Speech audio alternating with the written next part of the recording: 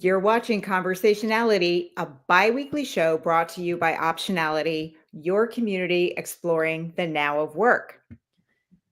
Happy Thursday. Jory Desjardins here with Elisa Camahort Page. Hello. We are the co-founders of Optionality. Every other week, we like to have a discussion over whatever we feel like. But usually it's of critical importance to the future of work and whatever we feel like. So this week, we wanted to talk a little bit about the origin story of Optionality because we were just kind of reminiscing about when we did this. We launched pre-launched, I should say, 2 years ago, Elisa, 2 years I ago. know. And um, and every so often we like to ask ourselves, like, how's it going? And I realized today when I was off on my hike with one of our old friends and former sponsors, who is now, a off being a badass, Kira Wampler, and she asked me about optionality and why did you start it? And I realized, like, oh my gosh, there, let me break out the origin story. And it kind of led me to ask and to discuss with her as well. So how's it going? And where do you think all of this is going? Is it the same as when you started it 2 years ago? And so that's what we thought we wanted to talk about, and maybe even give you a little preview of some of our thinking around where we want to take this passion project that has, I think, is on the tip of a movement, Well, and if I I think may. you might be being a little coy there. We are actually relaunching the premium membership of Optionality just in a couple of weeks on a new platform driven by what we have experienced over the last couple of years, both what we have observed about the tools that are out there and what we have observed about what our community and how it would best be served. So, in order to preview the future, we thought it would be nice to talk about, the prologue, I guess. Yeah. What were we trying to do in the first place? Yeah. So, yeah, uh, you kick it off, Jory. All right. Well, we started this as we do when we want to solve a problem that only relates to us, then we realize relates to a lot of other people too. Yeah. I say that I'm a selfish entrepreneur. I build things because I have a problem, and then I realize that there are a lot of other people who have the problem. I can't solve for other people's problems. I solve for mine, and then let's see who else has this problem. And the problem that both you and I were solving for is we were, some years into our career, we've been doing a lot of work with startups. We had started a company, we'd exited a company, we had been in big companies, we had been advising companies, we had many career iterations.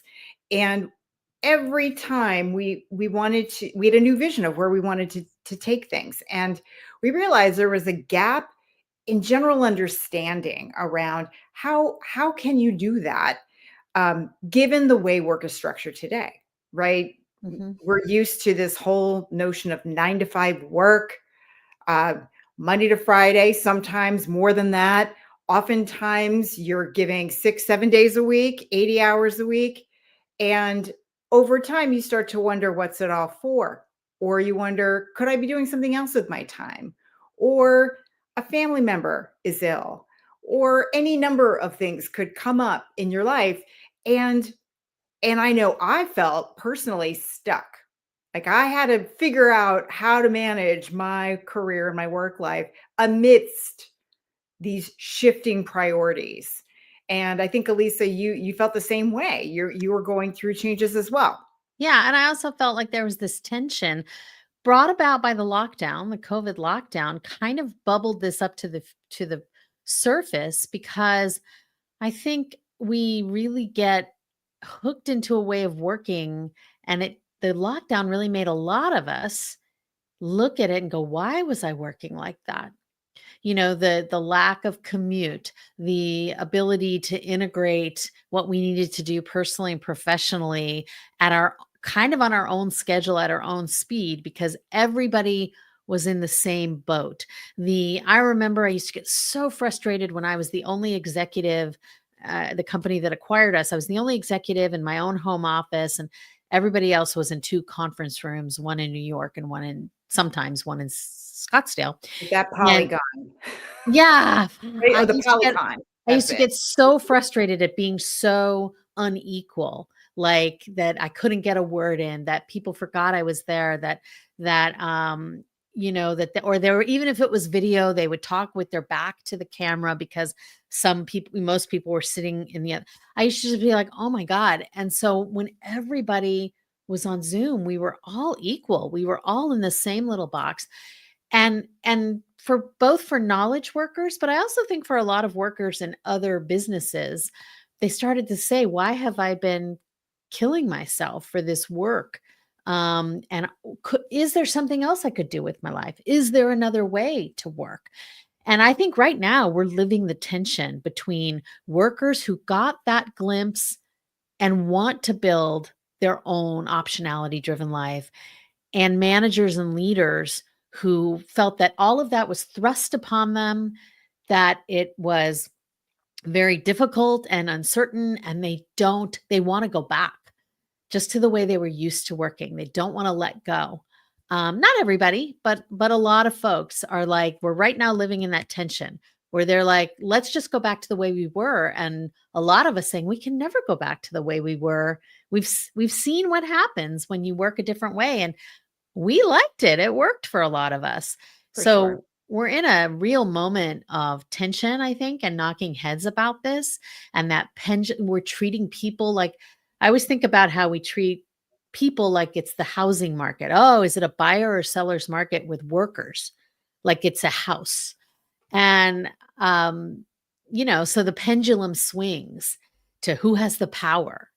And it has certainly swung over the last 4 or 5 years. And I think if that's the way that the job market is going to treat people, the people will respond by saying, how do I take control of how I swing, how that pendulum swings? How do I craft a life that works for me no matter which way it swings? That's right. And that's what optionality is about to me. Well, and us being sort of solutions oriented entrepreneurial people, we were starting to think through our own individual solutions to that problem, different ways of working, fractional Mhm. advising.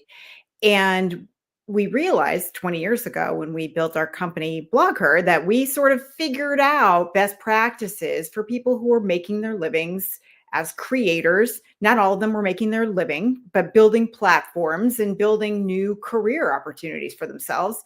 And we thought, well, we could do that with others like us who are rethinking how they're working. We know a lot of people who are making it work and doing Mm, new things in the world and have researched and are truly passionate about what they're doing and can help us all learn from their right, journeys. So that was the intention behind right. optionality is, this is how we do things. We like to build communities around big ideas and see how we all can help raise the boats and get Well, us all on the same page. I personally don't think work's going to be back to pre 2019 era. I just don't think it's going to go back. I mean, we're not looking back. AI is also a factor. Our work has shifted so much that we just have to look forward and let's look at new ways of working, upskilling, and how do we all help each other with this? Since right. pretty much everyone that was in our immediate ecosystem were Yeah. grappling in some way with new ways of working. And also, if we think about the way Blogger grew, it started out being a community for the bloggers, right? We had events for the bloggers and we had a website to find bloggers, and we brought bloggers together in community. And then we started reaching out to the companies, the brands, like, how can you be a part of this evolution of influence and evolution of marketing? And how can we, that to your point, make best practices for working together? And then ultimately, we even, started trying to influence above that pay grade. We were kind of brought when the FTC was considering guidelines, we were part of that very early um, effort to regulate. Mhm. how things happened. Our guideline, the guidelines we created for our business that we did were more stringent than what the FTC ended up coming up with. We were really, really super into how do you build frameworks and Yes. structures that are ethical.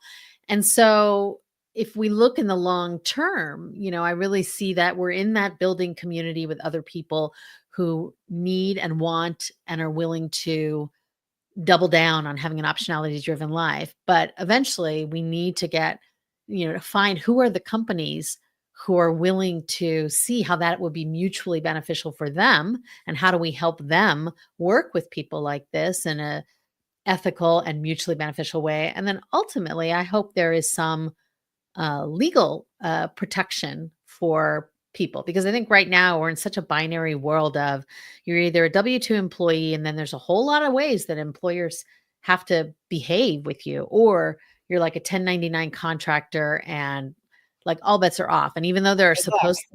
although there are supposed to be regulations, as a hiring person at BlogHer, I dealt with, can this person be a contractor or aren't they supposed to be a contractor?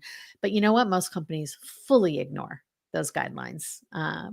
So whatever regulations there are right now are usually only used to to the company's benefit, and ignored when it comes to what was created for the workers' benefit. So I think eventually that has to change. We have to have a more fair way of treating people. But again, it's sort of a staged revolution of the future of work, right? But first you have to have a critical mass of people who want to work that way. So this has been our mission for 2 years, and we thought, what is the easiest way to take our message out? And being former bloggers, I mean, you still blog, Elisa. I mean, I guess now we call it's Substack is Yeah. our Yeah. chosen platform, but for us, Substack was our immediate go-to because one, we like to write and create content, Mhm. and two, we had a lot of people that were already in our ecosystem that we could reach out to and tell them what we're up to and who joined. And then we started to think about what made sense for our premium members. And these are members who were opting into a deeper level of engagement. And this is where it started to get a little more Yeah. difficult, right? I mean, we love our communities, but there are a lot of them out there, and there's a lot of stuff out there for people, and they can't necessarily even find us if we're not doing this right or well. And frankly, some of our platforms that we all know and love and hate do not make it easy to Right. to show up, right? So even if we did have traction, we didn't always get traction from these platforms. So we had a challenge there. And that's what we've been thinking about this whole Yes. year is how do we for our members who have opted into this engagement, and we were doing some amazing things Yeah. on our premium platforms. I mean, we should have like some folks who figured out their brand stories, who Yes. developed their own personal CRMs, talk about how they met with a group of people who are grappling with similar issues and help them up their game. We've Yeah. been doing this sort of in the background on the sidelines where few people lurk. And we were a bit tied because of our choices and the platforms that we had at our availability. So with that, I'm going to have Elisa Well, share more about yeah, and I the think shift. on the one hand, it's interesting because we've almost returned to a blogging kind of environment, because our attention could go a million different places, right? It's even with the advent of social media, when that was added to the blogging mix, there were really two places people were going for a while. It was either you're a Twitter, maybe you were a Twitter user, maybe you were on Facebook, but now there's like this. LinkedIn wants to be a social network platform. Substack has its own features that are basically social media and social network platform. And there's just, there's TikTok, there's a million Twitter, places you could Blue go. Sky, Instagram, Lots of places you can go. So TikTok. I sometimes Cool. think, how did we all find each other when we were all just individual blogs? And I guess, Substack you can make recommendations. So that's sort of like a blog roll. But there was also there was such an ethos that doesn't exist, I don't think, in today's platforms. There's an ethos of reciprocity where links were the currency, and you linked to one another and you recommended to one another outside your blog.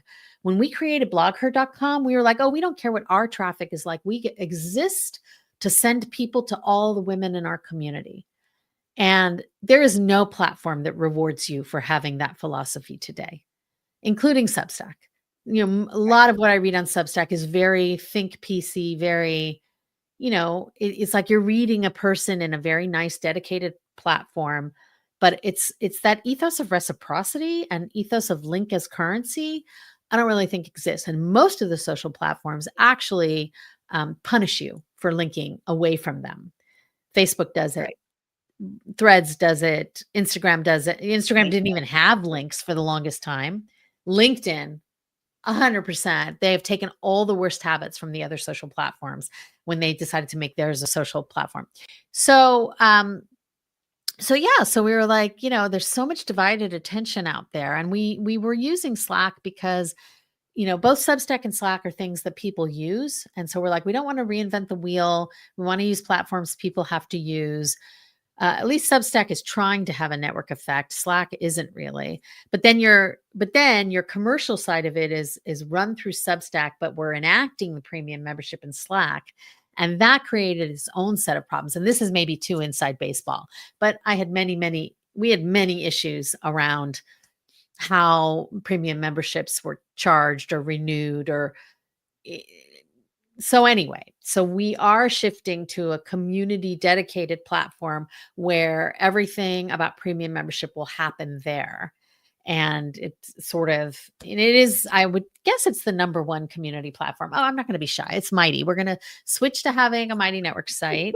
I'm like, why be secretive? Why be coy? We're going to switch our premium membership to Mighty. Even on that Mighty, we will be able to have a landing page for people who are not premium members to get a taste of like the kinds of content we're announcing.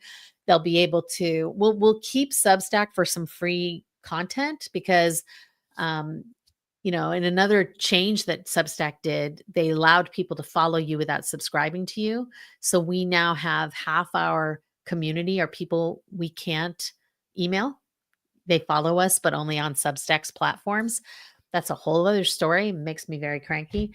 But anyway, so you'll be able to go to Mighty and see what's going on and sign up for free events that are for everybody and see our free content.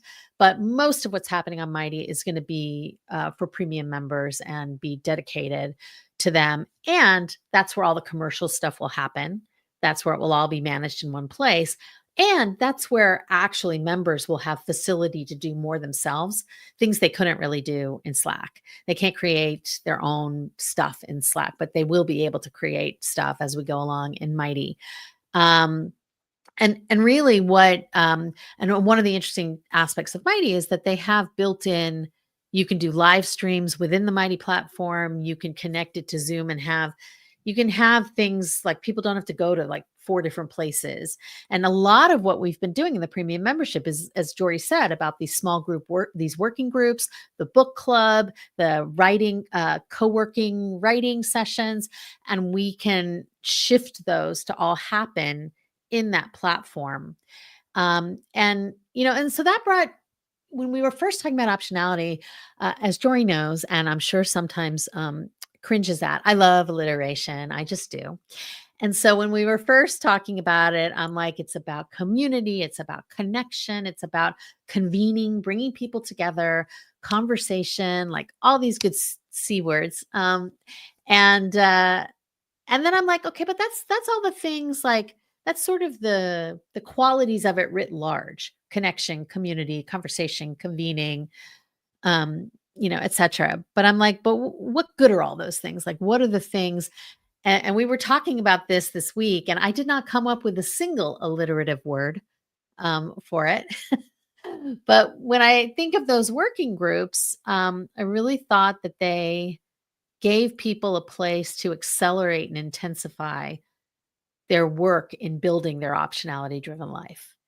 if optionality is about helping you be prepared for this future of work, build your optionality driven life that gives you lots of backup, lots of plan A's, B, and C. No, taking one thing away from you can't break you because you've built a life that gives you a lot of different things that fulfill you and support you. Um, and really so much of our small group work has been about, okay, so how do you get yourself best positioned for that?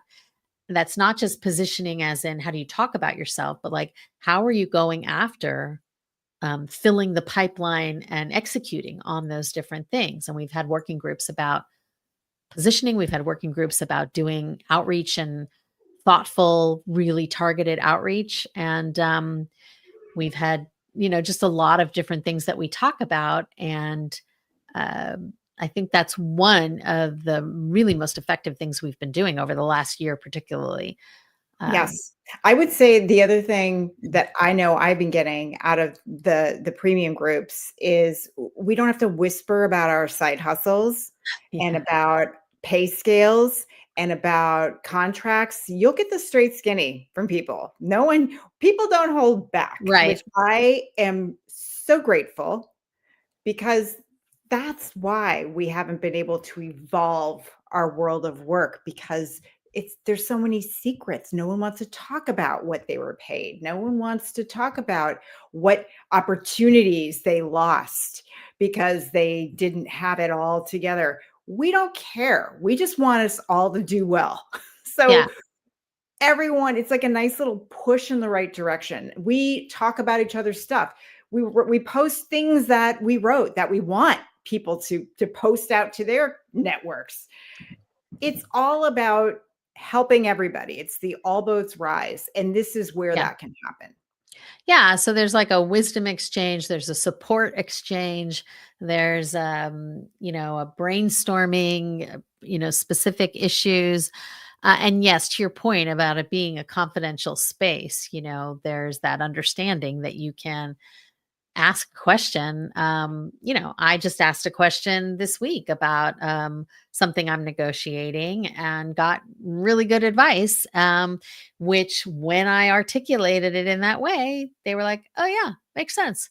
And I'm like, "Oh, see how easy that was?" Because somebody else was, because I think getting objective people to weigh in who are less attached to the outcome other than they want you to be successful. They don't come with the bag. We all have baggage about ourselves, So having someone be like, Elisa, well, obviously X. And then you realize, oh yeah, why haven't I always been asking for X, or why haven't I done that? And so it's definitely very helpful. And the other thing is like we have a section for people to post opportunities, but our request is only post this opportunity if you have a first degree connection that you would be willing to make the intro to. Because I have belonged to many spaces where people post every Oh, yeah. job listing they see on LinkedIn. And I'm like, we've all heard about the job listings that are posted and then taken away, posted and then taken away. None of that means anything. If you don't know the company or the person or the hiring manager, like we can all find job openings on LinkedIn, like if that's what we wanted. So I find that also the curation of knowing that it's super high quality, super direct and personal is also really helpful. And it just keeps it from, it's spam free, right? It's not a bunch of stuff that you have to wade through. It's only stuff people really can help with, really have a direct in. And I don't care how much AI you put your CV through, I still think most jobs are gotten through your network. Most gigs, most jobs, most opportunities. I don't know anyone who would say otherwise. Not yet. I don't know. Not The yet. the interesting And if thing, you and I do, you need to get on the platform and tell us all how you did how it. you did it, right? Like, seriously. Seriously, it's so true. Um, and yeah, and don't discount that sometimes people give you just a little whack upside the, like sometimes you need somebody to be able to tell you, you are either my problem is usually that I'm overthinking something, or you are underselling something, or you are resisting something when you could just make it so easy on yourself. And all those kind of, there's some very lovable butt kickers, I think make a huge difference. And you got to have all kinds, right? There's cheerleaders, there are butt kickers, there are You got them all. yeah. Something I'm interested in, and I don't know what we do with this, Jory, but something I have discovered since we started this, and I've been talking to people about it, is that we of course made it for ourselves as very seasoned professionals, but Gen Z is coming into the workforce feeling like they need to have side hustles and plan B, A, B, and C's and many irons in the fire. And they've also come and saying, "Hey, I need a life, I need flexibility, I need this, that, and the other." Um, and so I think there is this sort of market that maybe we aren't the ones to mine yet. But like on Tuesday, we have a Gen Z program coordinator who's working with us, and he wrote a piece about his experience graduating from college and coming into the job market. And it's not pretty, but you know, h- I think that that's a whole other that's why I think everyone who's resisting and wants to go back to 2019, to your point, it's never going to happen. And that's because the whole next generation of workforce are not going to do it. Right. I think that they need some exposure to it. There's no question that the younger do, but it's not going to be the same. It's No. just not. Yeah. And I don't know. I'm constantly amazed at the like dual messaging about, oh, we need everyone back in the office and it's for the young ones. It's for our junior employees. But oh, we don't need so many junior employees because we're just going to use AI to like get rid of them all. And I'm like, do you not think you can have this the both ways that you want to? I don't think it works quite like that. We shall see. It's really interesting. Times are very interesting. No It will one be a good piece. Yeah, yeah. Elisa previewed it for me. Yes, I It's like still it. our manifesto, okay? I get it. The Gen Zs want very similar things Yes, they to what we do. want. So it's interesting. I don't know what we're gonna do with that. Maybe we'll just branch out and have a little, Gen Z optionality, run by Gen Z people for Gen Z people, because there is something to be said about. I don't think we're the only ones who built something that solved a problem we had, and that often, that's a pretty standard thing you hear in entrepreneurism. Like if you want something and you can't find it, build it. Um, so maybe we create a branch of optionality that is Yes. by, for, We're and about building. Gen Zs.